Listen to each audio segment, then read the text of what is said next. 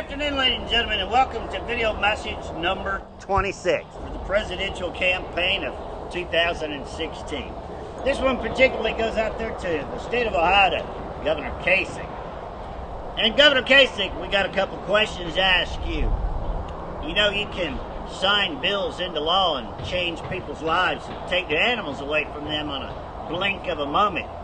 But the problem is you're sending in armed SWAT teams with masks and M15s to point them at women and children that are still asleep in their bed. At this point, we have a problem with this. You didn't even serve in the armed forces to protect this country, and you're taking people's rights away from them while they're over in Kuwait and Afghanistan and Saudi Arabia losing their lives, losing their limbs, serving their lives for this country so they can come back home. And you, with a strike of your pen across the bill on your desk, can change somebody's life forever. Now, where the hell do you think that comes into play fair? I got one man in example, Kenny Hedrick from Ohio, that you all took his animals away from him. He fought in the war and protected our country. Comes back, this is the way you treat a man that serves and protects the country, and come back not only to have you take his rights away right here in America. But you know, Mr. Kasich, taking somebody's rights away is one thing, but you can send in SWAT teams and point guns at women and children of America for a simple fucking animal law? Are you serious? Something's got to change, sir. You know something? I looked you up online, and you asked President Nixon for 20 minutes to sit down with you before you got into all this political bullshit, and he gave it to you. So I'm telling you the same thing. I'm asking you for 20 minutes to sit down and clear up some of this bullshit you started in the state of Ohio. The 62 million people around the United States would like to know some of the answers to, of exactly what went on in Ohio with the Zanesville massacre and what is the purpose of this crazy-ass exotic animal law. You served 9 terms in the House of Representatives and now in the U.S. Senate. I think it's time for some of y'all people to go get a new job. You shouldn't serve more than 4 years in any position in a political office. So Donald Trump, here's you some questions about Mr. Kasich and some of the other people that are running for office, such as Marco Rubio down there in Florida. We're going to turn this over to you, and I'm going to ask you the same 6 questions I've been asking you for the last 24 days. And I'm going to ask you right now. Here in America, we have a war in the animal world and the animal rights people in order to take our rights away. And 62.8 million people here in America own pets, and we'd like to know your comments and your concerns about a few issues. Question number 1. How do you feel about 501c3 organizations here in America that are scamming the public for hundreds of millions of dollars to take care of animals, and none of it goes to the animals?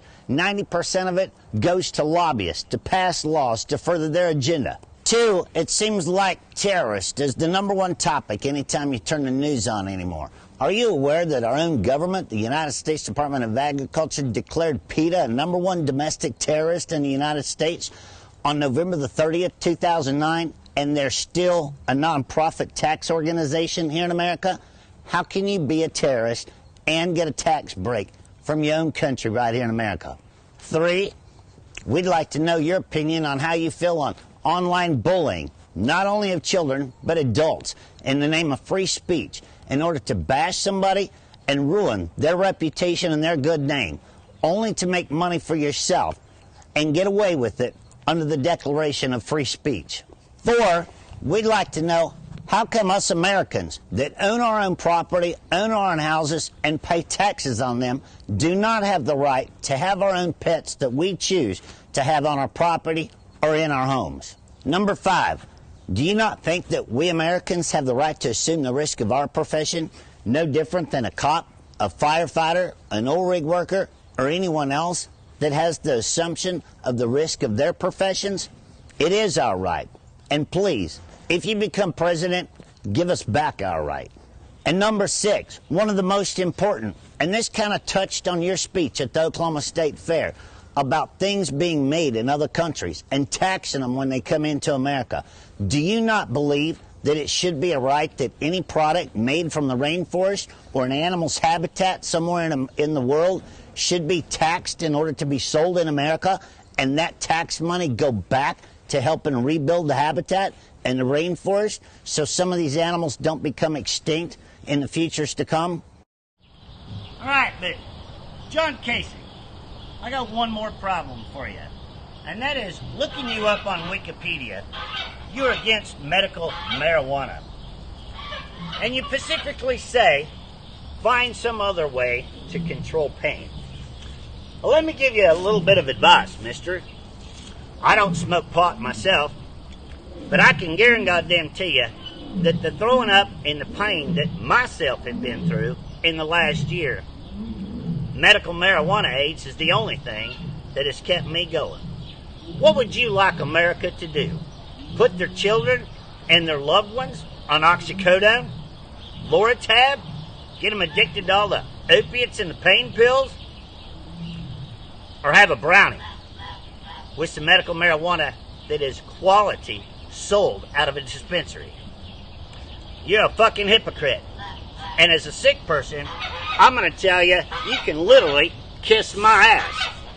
Because until you walk a mile in our shoes and feel the pain, the nausea, the throwing up for 80 days at a time, and especially these poor little kids, I have absolutely no respect for you or anyone else that is going to force somebody to go illegal and find a pain medicine such as medical marijuana versus just making it legal and taxing that shit. So that way you can build bigger schools and take care of the teachers that are working in those schools.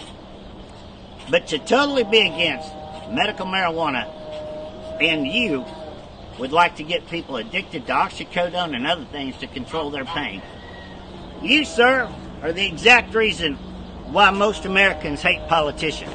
It's your way or no way. For the next 384 days during this presidential campaign of 2016, we're going to keep these videos going, and you're going to hear from us, the American public.